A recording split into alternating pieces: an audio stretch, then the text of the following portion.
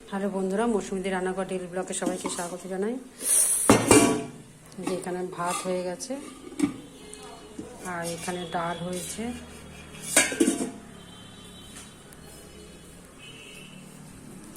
যে চিচিঙ্গা ছেচকি হচ্ছে, আর এখানে যে মাছের ডিম, মাছ আর এই ছোটো ছোটো মাছ আছে, আর আর ছোটো ছোটো মাছকে চচ্চড়ি করবো, আর আদের সব পেঁয়াজ সব কেটে রেখেছি, পটলটা মাছিয়ে দেবো বড় মাছে। ব্লগটা দেখতে থাকুন। আজকে ডাঁটা, আলু, কুমড়ো, ছোলা সব কিছু দিয়ে তরকারি হচ্ছে। রাতে এর সঙ্গে পরোটা করে নেবো। আর এখানে হোয়াইট পাস্তা হয়েছে।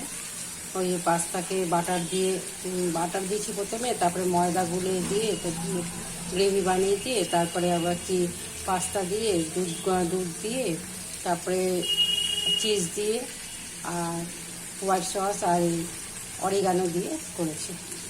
একটু নুন আর একটু মিষ্টি, হালকা মিষ্টি। কেমন লাগলো আমাদের জানাবেন। লাইক সাবস্ক্রাইব করবেন। সুস্থ থাকবেন, সাবধানে থাকবেন।